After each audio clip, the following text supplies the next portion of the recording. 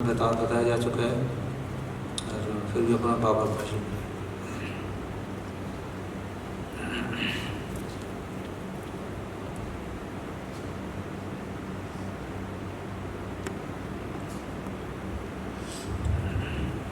वक्त बहुत हो गया है और मुझे पता है कि कई लोग फिरोज़पुर से भी आए हैं, उन्होंने वापस जाना है, क्योंकि मोस्टली हमने यही कहा था कि रात ना ठहरें ज़्यादा लोग तो अच्छा होगा जैसा वक्त चल रहा है। दूसरा, आज मुझे जो संतोष जी ने मेरी तुलना शरदे श्रीमान देवत सिंह जी के साथ कर दी, उसके लिए मैं बहुत शर्मिंदा हूँ कि मैं तो उनके पाँव की मट्टी के बराबर भी नहीं। और मैं संतोष जी को आगे से कहना चाहती हूँ कि ऐसी गलती आगे से किसी के बारे में भी ना करें, और ख़ास तौर पे मेरे बारे में तो ये बिल्कुल ना करें। मुझे नहीं समझ आई कि वो किस भाव में और कैसे बह गए। कोई ऐसा काम मेरे जिन नीच अनुराग और नीच चिंताओं और नीच गतियों से शरदे श्रीमान जी फरमाते हैं कि मैं तो दूर से देख के ही एक तरफ हो जाता था, तो वो चिंताएं, नीच गतियाँ, नीच, वो तो सारे मेरे जीवन के साथ चिपटी पड़ी हैं। तो उनके साथ ये ऐसा करना मुझे सचमुच शर्मिंदगी हुई है। तो उसके लिए मैं उनकी तरफ से आपसे माफ़ी मांगती हूँ, क्योंकि जो सोलन के काम के बारे में बताया गया उसका सारा क्रेडिट शरदे श्रीमान सेक्रेटरी साहब को जाता है कि उन्होंने हमें आज्ञा दी कि इस गुरु महाराज जी की चीज़ों को प्रिजर्व किया जाए, और जो कि हमारा फर्ज बनता है उसमें ना हमने आप लोगों के ऊपर कोई एहसान किया है, ना अपने पे किया है, ना कोई देव समाज पे किया है। उस जो हमारी काउंसिल की ड्यूटी है वो हमने श्रीमान जी की आज्ञा पूरी करके सबने मिलके, वो एक व्यक्ति का काम नहीं होता, वो सबका टीम वर्क होता है। उस टीम वर्क में हमने वो सब संभाल लिया है। लेकिन ये बात सच है कि उसको करने के बाद इतनी आत्मिक तसल्ली मिली कि दिल करता था कि सारे काम छोड़ के बस दिवालिया की चौकीदारी की जाए, ये मन में ज़रूर ख्याल आया। तो उसके अलावा कुछ नहीं। तो मैं यहाँ पर आप सबका धन्यवाद करती हूँ कि आप सब लोग आए, यहाँ की रौनक बढ़ाई, और यही कामना यहाँ से करें, मैं भी करूँ कि अब हम महोत्सव भी सेलिब्रेट कर सकें। ये बहुत ज़रूरी है, छोटे छोटे सत्संग कर सकें, कुछ कोरोना ठीक हो। ज़िंदगी बहुत प्यारी है, आपकी भी है, सबकी भी है, तो इसलिए हम सत्संग भी नहीं रख पा रहे, सभाएं भी नहीं हो रही। सभाओं के बारे में श्रीमान जी से जब कोई आज्ञा मांगता है तो श्रीमान जी एक ही बात कहते हैं कि जब आपके स्कूल कॉलेज खुलेंगे तो सभाएं कर लेना, क्योंकि जो हमारी सभा है वो एक क्लास की तरह सभा होती है। इसमें गुरुद्वारे की तरह मत्था टेक के नहीं जाया जाता या मंदिर की तरह घंटी बजा के नहीं जाया जाता। हम बैठते हैं, घंटे का सेशन लगाते हैं, तो उसमें कोरोना का इफेक्ट ज़्यादा पड़ता है। डॉक्टर अग्रवाल ने मुझे बताया था कि जब सभा भी करनी है तो 45 मिनट से ज़्यादा एक हॉल में इतने लोग मत बैठो। तो हमसे वो ना चाहते हुए भी वो सारा कोरोना का प्रोटोकॉल टूट जाता है जब ऐसे सत्संग होते हैं। तो मैं उसके लिए अब यही कामना करती हूँ कि हम यहाँ से तंदुरुस्त आए थे और तंदुरुस्ती जाएं और जाके तंदुरुस्ती रहें। बाकी आज की सभा श्रीमान जी की सुनने के बाद मैं खुद बहुत धन हो गई कि वो इतना लंबा समय नई सभाएं करवा पाए, लेकिन उन्होंने जो हमें ज्ञान दिया वो ज्ञान का एक एक बात हमें अपने जीवन में उतारने की ज़रूरत है। बहुत बहुत धन्यवाद। कोई काम में गलती हो गई हो, माननीय गाबा जी यहाँ ठहरने का सब बहुत प्रशंसा कर रहे हैं, तो माननीय गाबा जी और उनके मिसेज यहाँ ठहरे। सुबह मैं कमरे को सब देखने गई तो मैंने कहा आपके कमरे में इतनी गर्मी क्या हो गया, एसी नहीं चलाया? तो उन्होंने क्या बताया कि सारी रात एसी नहीं चला, और ना उन्होंने किसी को फ़ोन किया कि मेरे रूम का एसी नहीं चला। तो कहते इसलिए थोड़ी तबीयत सी घबरा रही थी। तो उसके लिए भी बड़ा मुझे महसूस हुआ कि वो आप एक फ़ोन कर देते तो इतने रूम थे, आप किसी और में शिफ्ट हो जाते। सुबह आपको फिर दूसरे रूम में शिफ्ट किया, लेकिन हमारे किसी धर्म संबंधी को हमारी किसी मशीनरी पे विश्वास नहीं कर सकते, तो उसके लिए प्रॉब्लम आई। तो लंच लग चुका है नीचे हॉल में, तो आप लंच करके जाएँ। एक और है, आज 15 अगस्त भी है, तो वहाँ पे हमने एक पौधा लगाना है, पेड़, तो जो धर्म संबंधी या कुछ वहाँ आ सकते हैं तो वो ज़रूर आए।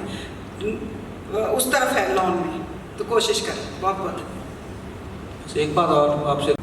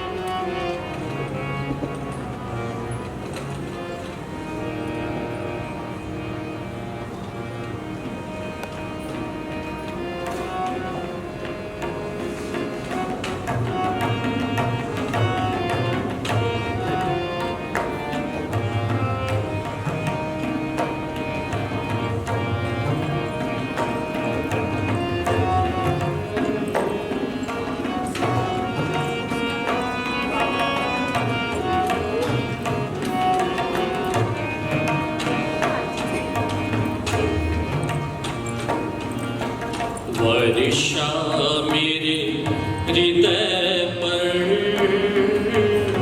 अमृत तेरे की होवे। वर्षा मेरे हृदय पर अमृत तेरे की होवे। कृपा है मेरे भगवन मुझ दीन पर ये होवे।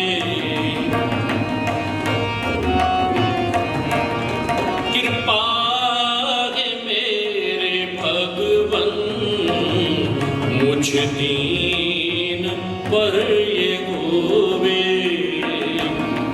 वर्षा मेरे हृदय पर अमृत तेरे की होवे। वर्षा मेरे हृदय पर अमृत तेरे की होवे।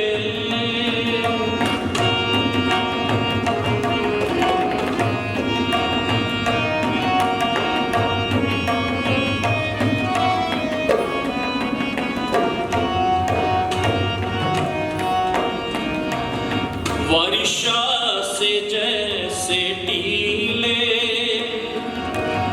पर्वत के धुल रहे हैं। वर्षा से जैसे टीले पर्वत के धुल रहे हैं। धुल जाए मैल मेरी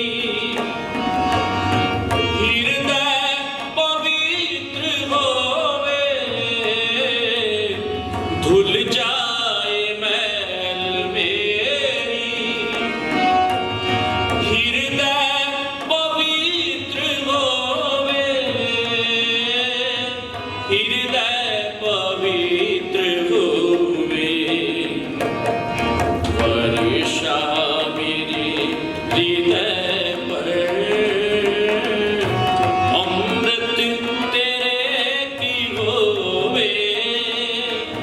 कृपा है मेरे भगवन मुझ दीन पर ये होवे। कृपा है मेरे भगवन मुझ दीन पर ये होवे। वर्षा मेरे हृदय पर अमृत तेरे की होवे।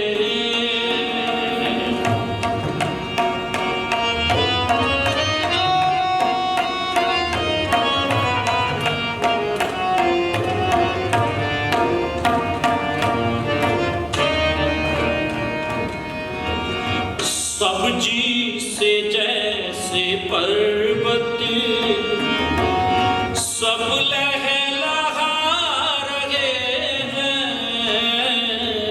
सब्जी से जैसे पर्वत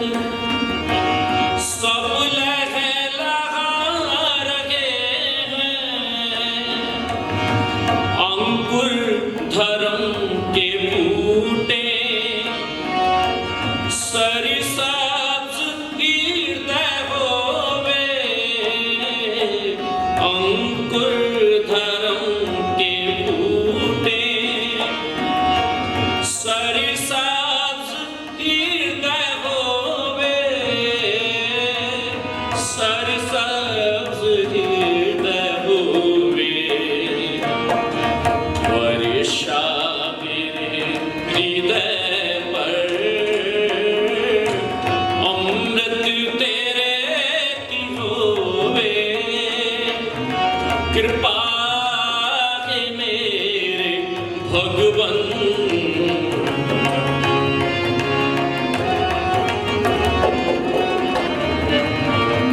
वर्षा मेरे हृदय पर अमृत तेरे की होवे।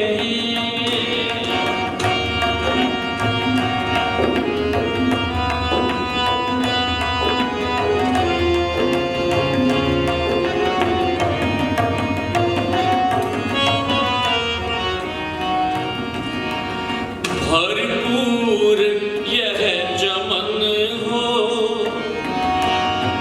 हृदय का रस से तेरे।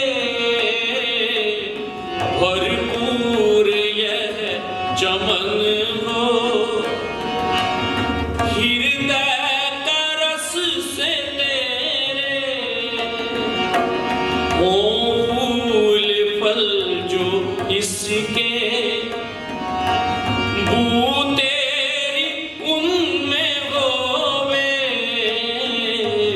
हो फूल फल जो इसके बू तेरी उनमें होवे।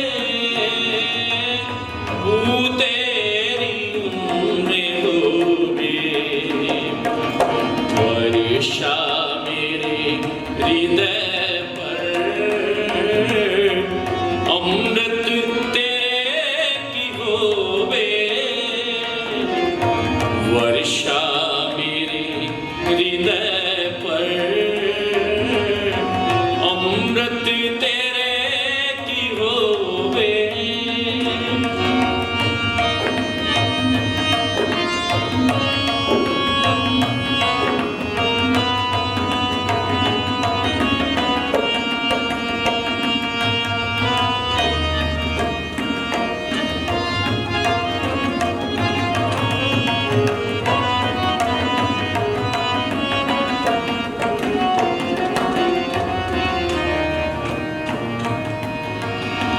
बैठा रहूं मैं तेरी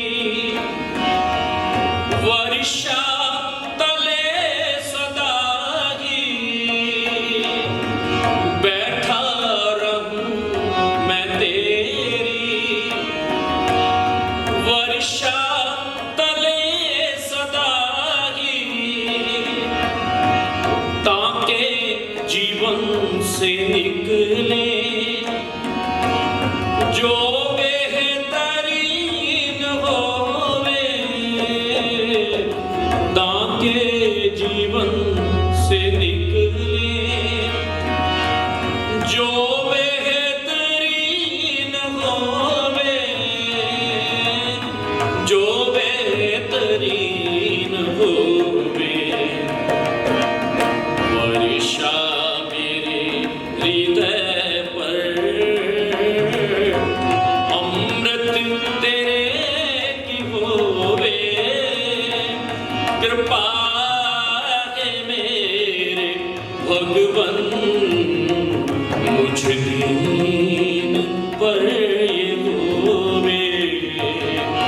कृपा है मेरे भगवन मुझ दीन पर ये होवे। वर्षा मेरे हृदय पर अमृत तेरे की हो।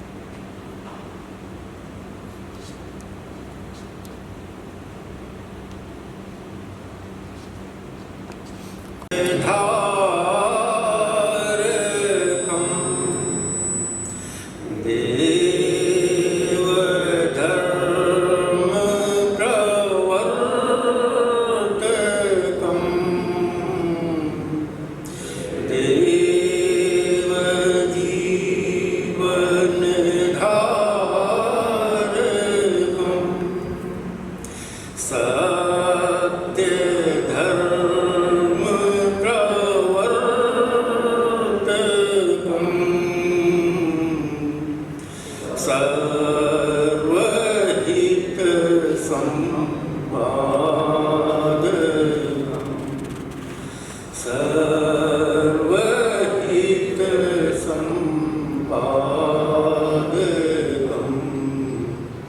श्रीदेव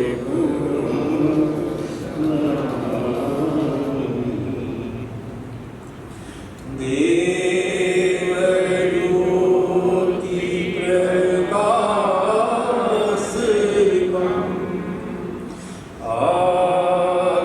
आत्मरूप प्रदर्शकम्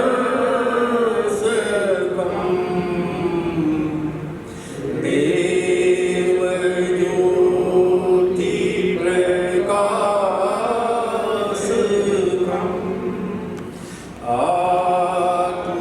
आत्मरोग प्रदर्शकम्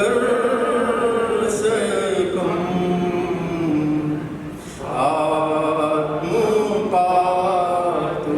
प्रदर्शकम् आत्मक्षेम प्रदर्शकम्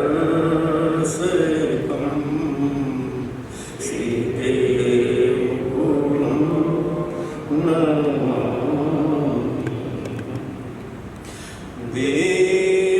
देवज्योति प्रकाशकम्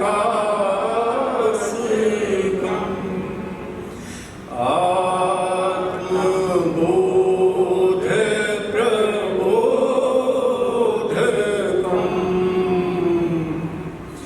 देवज्योति प्रकाशकम्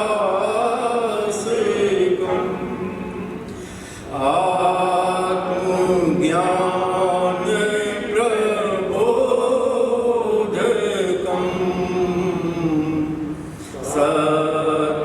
सत्यधर्म प्रबोधकम् देवधर्म प्रबोधकम् श्रीदेव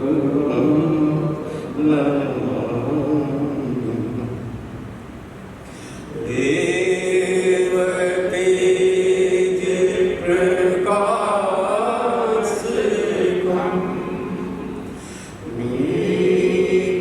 मीथराग विनाशकम्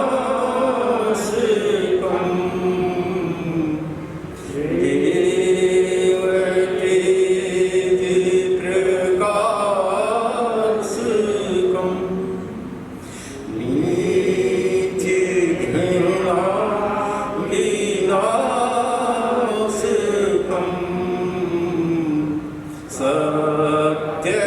सत्यमोक्ष प्रदायकम्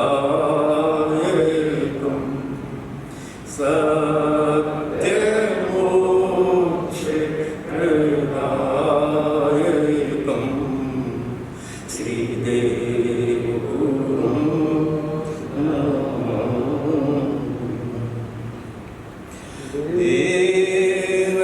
देवतेज प्रकाशकम् उच्च भाव उत्पादकम्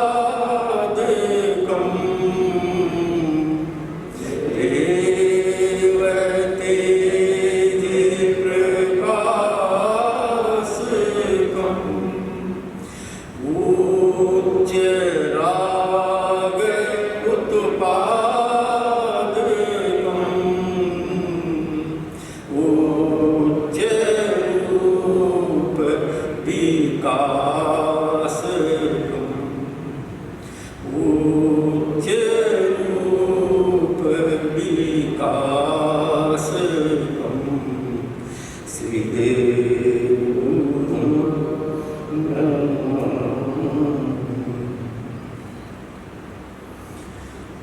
हे भगवान, आप देव जीवनधारी देवात्मा हैं। आप सत्य और सुख के प्रवर्तक हैं। आप मनुष्य आत्माओं का हर प्रकार का कल्याण साधन करने वाले आपके ऐसे महान देव रूप को सन्मुख लाकर हम आपके चरणों में बार बार प्रणाम करते हैं। हे भगवान, आपके देव रूप में देव ज्योति का प्रकाश हुआ, जिस ज्योति के द्वारा मनुष्यों को उनकी आत्मा का गठन प्राप्त रूप दिखाते हैं, आत्मा के रोगों को दिखाते हैं, उन रोगों से आत्मा की पतन दिखाते हैं, उस पतन से किस प्रकार मोक्ष प्राप्त किया जाए, किस प्रकार उनसे निकला जाए, इसका ज्ञान और बोध दे करके आप सत्य धर्म का ज्ञान देते हैं। आपके ऐसे आत्मिक रूप दर्शाता, आत्मिक सत्य ज्ञान दाता, आत्मिक बोध दाता महान देव रूप को सन्मुख लाकर हम आपके चरणों में बार बार प्रणाम करते हैं। हे भगवान, आपके देव रूप में देव ज्योति के अलावा देव तेज का भी प्रकाश और विकास हुआ है। जिस तेज की तेजमयी किरणों को अधिकारी मनुष्य आत्माओं के अंदर संचार करके उनके नाना नीच सुख अनुरागों और नीच घृणाओं को नष्ट करके उनसे उन्हें सच्ची मोक्ष और सच्ची शुद्धि प्रदान करते। इससे भी बढ़कर अधिकारी मनुष्य आत्माओं के अंदर उच्च भाव व उच्च अनुराग उत्पन्न व उन्नत करके उनका उच्च जीवन में विकास करते हैं। आपके ऐसे नीच अनुरागों से हरता, नीच अनुरागों से मोक्षदाता, उच्च जीवन विकास करता महान देव रूप को सन्मुख लाकर हम आपके चरणों में बार बार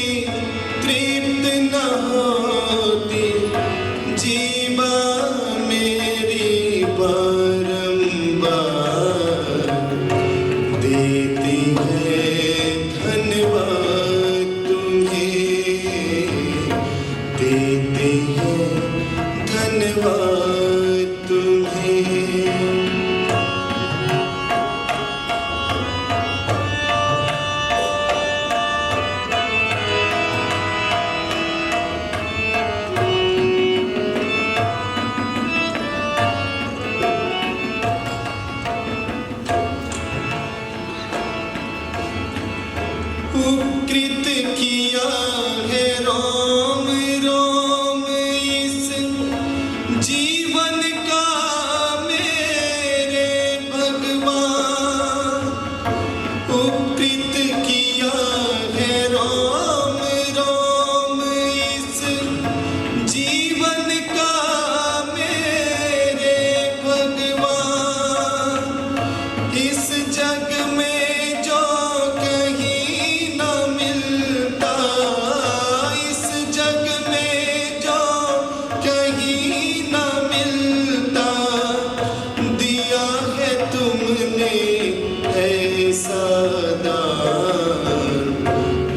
देखनी उठती बार बार है, लिखने को तुम्हारी जयकार। धन धन कहती तृप्त न होती, जीवा मेरी बारंबार देती है धन्यवाद तुम्हें, देती है धन्यवाद तुम्हें।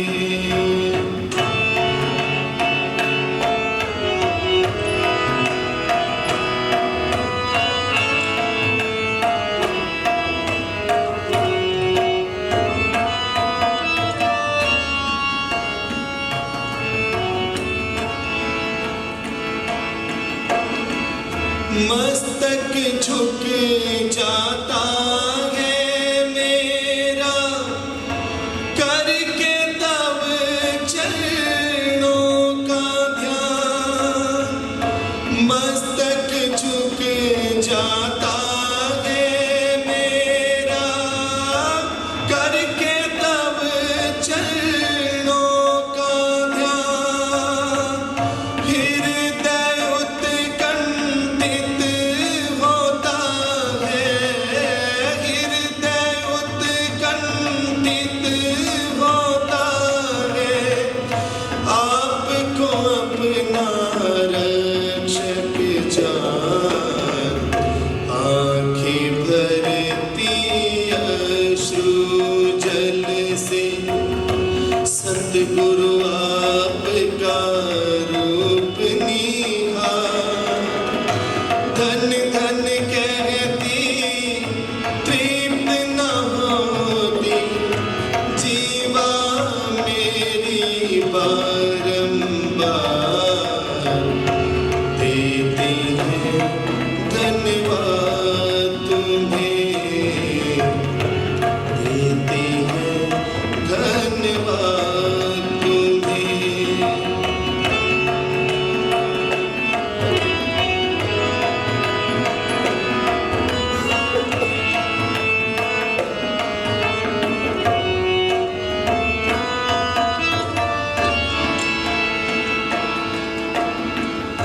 भगवन आपकी शरण को पाना है इस जग में परम सौभाग्य। भगवन आपकी शरण को पाना है इस जग में परम सौभाग्य। हे है इसकी तुलना में तो, है इसकी तुलना में तो, सारी दुनिया का भी राज।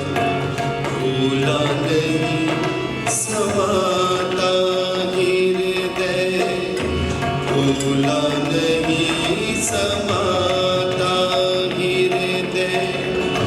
पाकर ऐसा उच्च अधिकार, धन धन कहती तृप्त न होती, जीवा मेरी बारंबार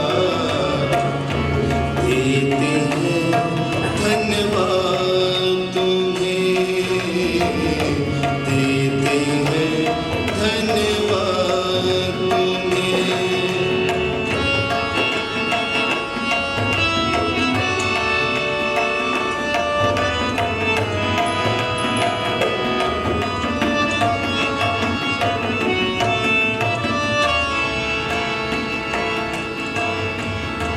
आपके पावन रूप में मेरी रूह की रक्षा का सामान।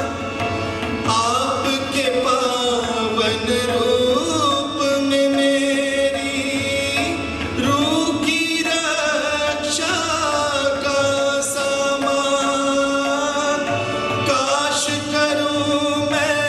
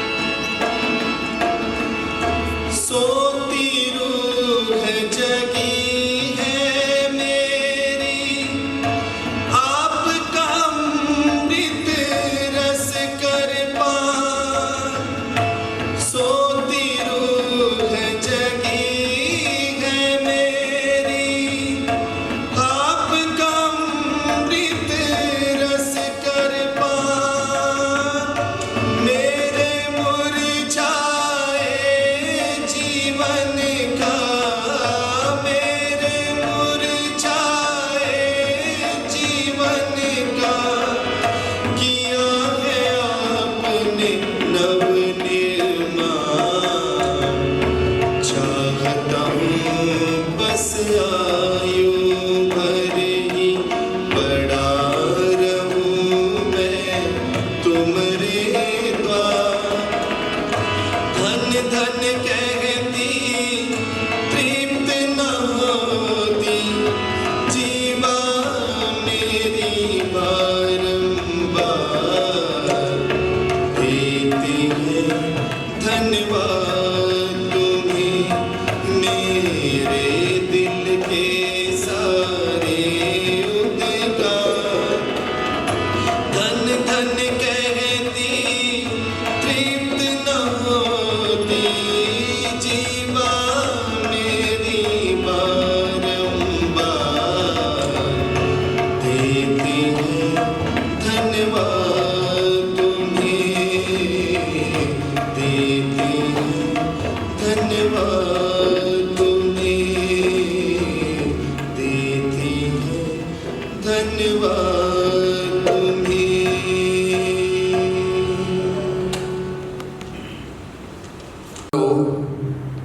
मेरी आवाज़ आप तक आ रही है, पीछे तक? धन्यवाद। आज की ये सभा का विषय है कि मनुष्यों पर जो जन अपने संबंध में सत्य ज्ञान लाभ करना नहीं चाहता, अपने अस्तित्व के संबंध में सत्य ज्ञान लाभ करना नहीं चाहता, उससे बढ़कर कृपा पात्र कौन हो सकता है? ये पूज्य भगवान की वाणी है। ये 20वीं सदी में पूज्य भगवान ने इस वाणी का उच्चारण किया और आज से 2500 साल पहले इसी वाणी का उच्चारण करके दुनिया के महान दार्शनिक को जहर का प्याला पिला दिया गया। और उसका कसूर क्या था?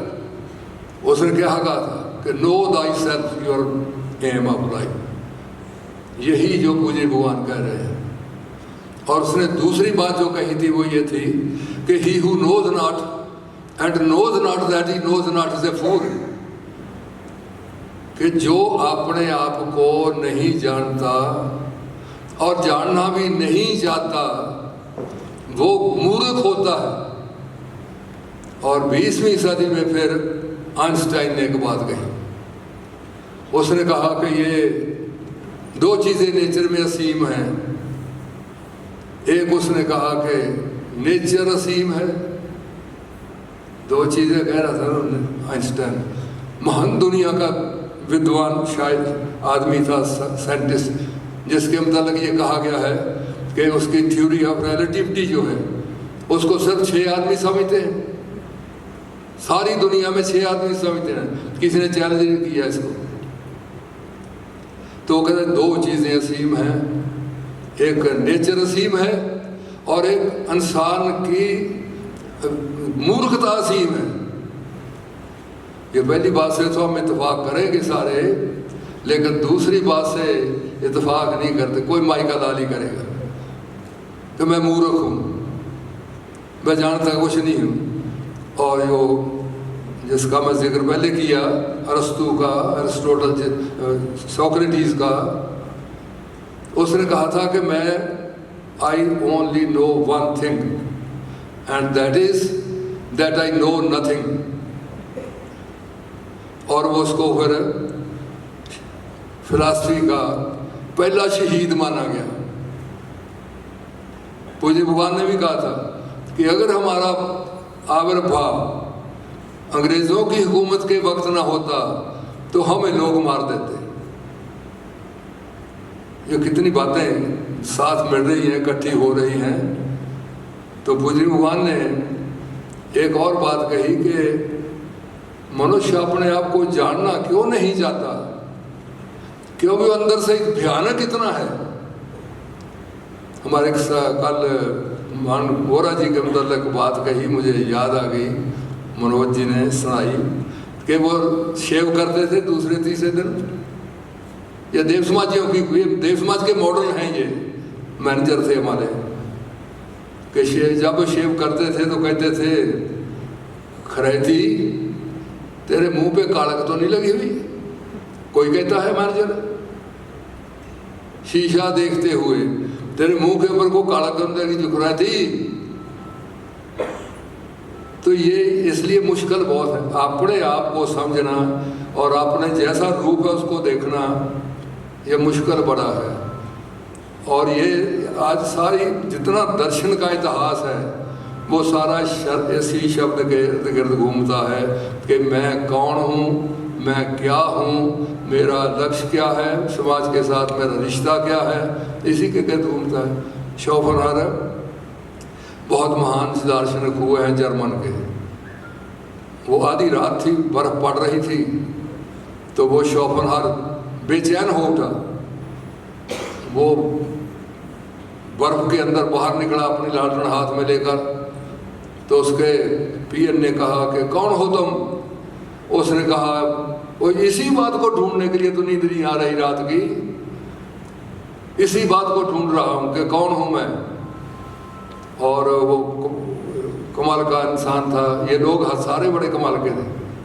तो वो होटल में रोटी खाने जाता है शोपेनहावर, तो वहाँ वो बड़ा होटल था, तो उसमें वो खाना खाता और जर्मन सिक्के कहीं निकाल के वो टेबल के ऊपर रख लेता और फिर जो खाता उसके पैसे देकर सिक्के जेब में डाल के घर को चले जाता। तो उससे वो होटल के मालिक ने एक दिन पूछा कि आप इतने बड़े दार्शनिक हैं, अब ये क्या करते हैं कि आते हैं सिक्के रखते हैं फिर चले जाते हैं? उसने कहा मैं आदमी ढूंढ रहा हूँ। उसने कहा कैसे आदमी ढूंढ रहे हैं? कहते मैं देखता हूँ कि यहाँ बातें क्या होती हैं। ये कहते बड़ा एलीट लोग आते हैं इस होटल में, वो स्त्रियों की बातें करते हैं, वो घोड़ों की बातें करते हैं, वो कुत्तों की बातें करते हैं, वो अपने धन की बातें करते हैं, वो लड़ाई में अपनी बहादुरी की बातें करते हैं। कहते हैं कोई अपनी बात तो करता ही नहीं है। मैं रोज आता हूँ और इतने साल हो गए कि मैं कहता एक आदमी तो हो मुझे मिल जाए जो अपनी बात करे।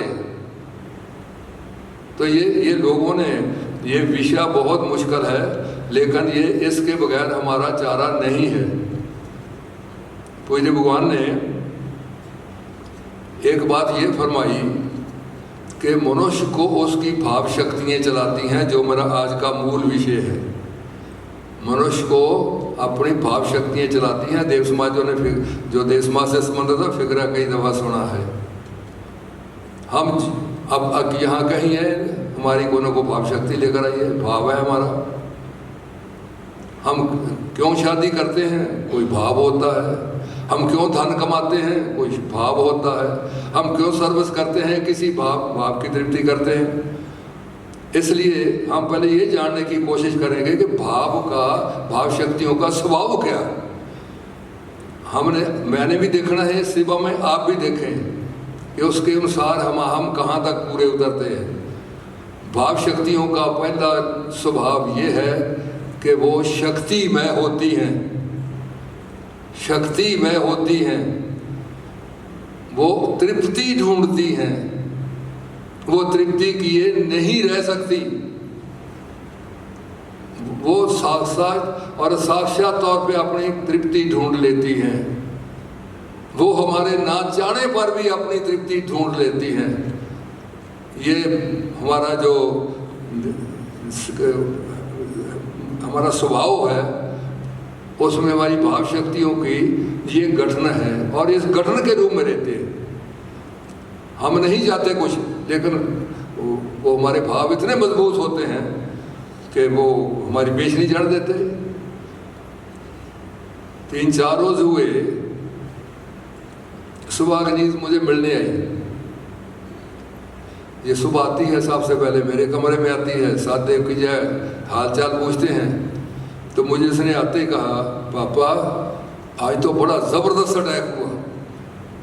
तो मैंने कहा अटैक हो गया? मैंने समझा कोरोना का अटैक हो गया। फिर मैंने समझा शायद हिंदुस्तान ने वो सर्जिकल स्ट्राइक कर दी, जैसे अखबार पढ़ती है सुबह। मैंने कहा कहाँ अटैक हो गया? कहती स्वाद अनुराग का अटैक हो गया मेरे ऊपर, इसलिए मैं आपको बता रही हूँ कि मुझे बचा लो अगर बचा सकते हो। मैं कहा स्वाद अनुराग का अटैक हो गया? कहती डॉक्टर ने मुझे मना किया हुआ है कि दूध तेरे लिए जहर है। कहते मैं अब एक कॉलेज की प्रिंसिपल हूँ, जानती भी हूँ कि मेरे लिए जहर है। मैं कहते मैंने खूब दूध पिया पापा, वो आ गई कुल्फी, तो मैं ये भी कहूँ कि तेरे लिए जहर है? कहती बड़ा ज़बरदस्त अटैक हुआ मेरे ऊपर और मैं उसको पी ली, खा ली। मैं कहा फिर? कहते सारी रात बिस्तर के ऊपर हाय हाय करती रही, क्योंकि वो दर्द बड़ी होती है। अरे सबका यही हाल है, वो इसको तो पता है कि अटैक हो गया, जिसने मान भी लिया कि मेरे ऊपर अटैक हो गया। हम तो मानेंगे नहीं कि हम स्वाद अनुराग हैं, अटैक हो गया। और मैं तो कहता हूँ कि ये है ना, डॉक्टर और ये हलवाई एक माफिया है। इन दोनों ने संधि की हुई है कि हम स्वादा चीज़ें लाएंगे, तुम अपनी दुकान चलाओ। ये दुकानें बंद हो जाएं अगर मनुष्य अपनी सेहत के लिए चले या फिर उसमें ठीक चीज़ें बिकें। विवेकानंद का नाम आपने सुना है, स्वामी विवेकानंद का सुना, बहुत महान इंसान हुए। वो बहुत पढ़े लिखे थे, बहुत विद्वान थे और रामकृष्ण परमहंस उनके गुरु थे। तो उसको घर वालों ने कहा कि विवेकानंद, हम तो भूखे मर रहे हैं, तू अपना ये मिशन चला रहा है, तू काली माँ को कह के, अपने गुरु को कह के कुछ पैसे तो दिला दे। हम तो दो वक्त की रोटी नहीं हमारी पूरी होती। तुम्हें हमने पढ़ाया इसलिए था कि हम कंगाल हो जाए, गरीब हो जाए। उस पर बहुत सेंसिटिव आदमी था, उसने कहा कोई बात नहीं। तो वो गए अपने गुरु रामकृष्ण परमहंस के पास और सारी बात बताई।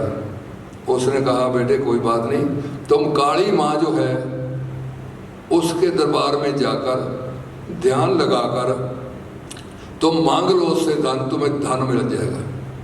तो वो विवेकानंद जाता अपने काली माई के पास, आंखें उसने बंद की। इतिहासक बात बता रहा हूँ, को फर्जी नहीं, को घड़ी घड़ाई बात नहीं।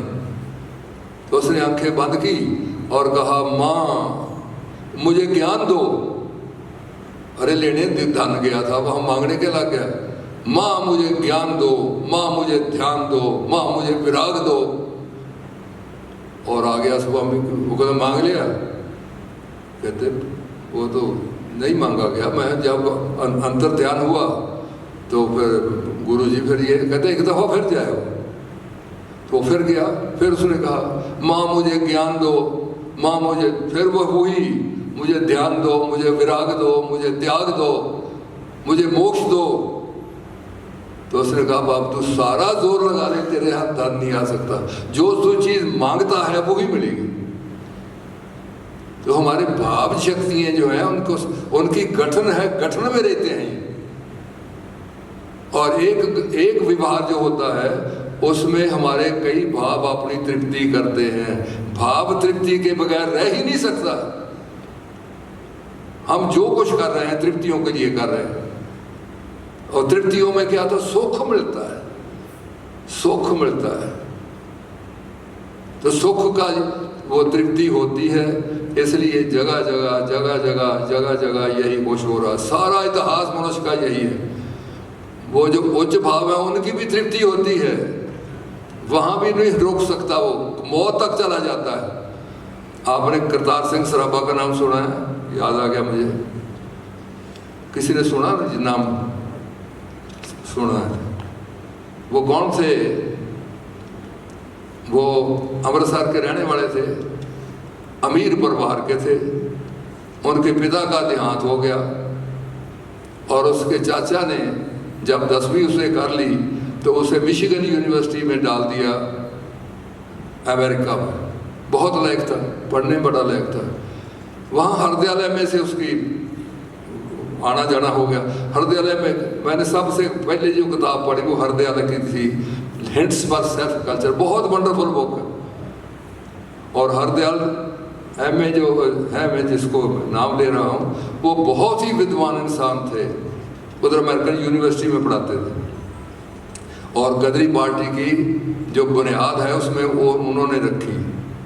तो चूंकि उनका आना जाना करतार सिंह सराभा के पास हो गया, उनके भावों के ऊपर चोट लगी, उनके न्याय के भावों के ऊपर चोट लगी, और उनके दया के भाव के ऊपर चोट लगी, और उनको गुलामी के जीवन से चोट लगी कि गुलाम होना तो मर जाना है। जैसे आपको याद होगा ये जो शिमले का हाई ऊपर क्या कहते हैं उसको, जहाँ लोग सैर करते हैं, हाँ, उसके ऊपर लिखा हुआ था डॉग्स और इंडियंस आर नॉट अलाउड।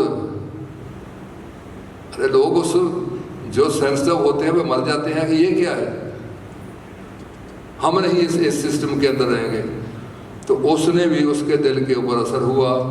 वो बहुत सेंसिटिव नौजवान था और उसने ये तहैया किया कि बाकी के काम तो मैं बाद में करूँगा, पहले देश आज़ाद करूँगा। तो देश कैसे आज़ाद कराओगे, गोरे इतनी बड़ी हुकूमत तुम अकेले कैसे लड़ोगे? अरे भाव जिधर को ले जाते हैं ले जाते हैं। और कल मैंने एक शेर मुझे याद आ गया, रात सुनाया साथियों को। मैंने कहा कि आ रहा था तो मुझे याद आ जाते हैं शेर, में उर्दू पर्शियन में किया हुआ है। ये जो जब आज़ादी मिली तो उर्दू भी फिर कापरस्ती का शिकार हो गया। कहते उर्दू जो है मुसलमान है। अरे ज़बानें मुसलमान होती हैं, ज़बानें कब मुसलमान होती हैं, कब वो हिंदू होती हैं, कब क्रिश्चियन होती हैं? ज़बानें तो ज़बानें होती हैं, एक माध्यम है। तो वो उधर जब जा रहे थे तो उनके ऊपर ये बातें जो थी इनका बहुत गहरा असर हुआ। उन्होंने कहा देश आज़ाद कराऊंगा।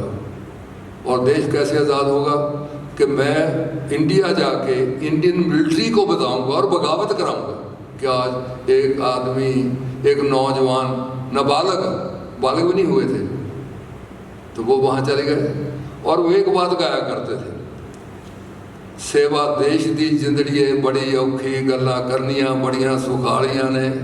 तो मैं तो कल गा रहा था, मैं क्या सेवा समाज दी करनी बड़ी औखी गल्ला करनियाँ बड़ियाँ सुखालियाँ ने। जिन्हें इस राह ते पैर धरिया उन्हें लख मुसीबतां कालियाँ ने। यही वो गाता था। और गाते गाते वो फिर उस जिस रास्ते पे था उसमें तकलीफें तो थी, उसके साथियों ने पकड़ा दिया लुधियाने और तैयार कर लिए थे उसने। बहुत जीनियस था। उसने फिरोजपुर लुधियाने के लोगों को तैयार कर लिया बगावत के लिए, और फिर पता लग गया, उसको गिरफ्तार कर लिया, उसको फांसी की सजा देश बगावत के लिए। तो जो गोरा जज था उसने कहा तुम नाबालग हो, इसलिए तुम्हें मैं, अगर तुम अपील कर दो तो हम तुम्हें उम्र कैद की सजा दे देंगे। तो उसने कहा कि इस गुलाम देश में जीने की निस्बत अब क्या एक नौजवान खड़ा है, उसके आगे सारी हुकूमत खड़ी है, आगे जज बैठा है और उसको बचाने वाले भी हैं कि किसको बचा लो किस तरह। वो कहता था मैं बचना नहीं चाहता, मैं गुलाम देश में मरना ही नहीं चाहता। तो उसने कहा कि जज को कहा कि उसने कहा तेरी उम्र छोटी है, तो अभी हुए नहीं कि तुम्हें फांसी लगा दी है, तुम्हें उम्र कैद दे सकते हैं, तुम एप्लीकेशन दो। उसने कहा नहीं लेता और उसे उम्र कैद की बजाय फांसी लग गई। अब उसके भाव क्या थे? भाव शक्ति को मैंने कहा ना गठन होती है, भाव नीच भी होते हैं, भाव उच्च भी होते हैं। तो मुझे शेर में सुनाने लगा था आपको, जो मैं कल याद आ गया। मैंने कहा कि मुशायरा हो रहा था, उसमें तरा मिसरा था। तरा मिसरा क्या होता है? आधा शेर। ये उर्दू बड़ी ब्यूटीफुल लैंग्वेज है। आधा शेर होता है, आधा आगे अपने बनाना है। वो हुआ था कि मोहब्बत में हमने जवानी लुटा दी। मोहब्बत का भी वो भी भाव होता है। मोहब्बत में हमने जवानी लुटा दी। तो वो शेर ये तरा मिसरा था, तो लोग इसके ऊपर वो पढ़ रहे थे गज़ल। तो मुझे एक बूढ़ा आदमी जिसने दाढ़ी अपनी, मुसलमान जो है ना कई दफ़ा वो लाल सी दाढ़ी कर लेते हैं, वो आया और कहने लगा साहब हमें भी एक कुछ बोलना है। कहते हैं बोलो भाई। कहते हैं मोहब्बत में हमने जवानी लुटा दी, मोहब्बत में लुट जाते हैं दीन ओ ईमान, बड़ा तीर मारा जवानी लुटा दी। अरे ये जो भाव हैं ये तो इंसान को किधर का किधर लेके चले जाते हैं। इसलिए इनके अंदर आगे वो हमारे गांव में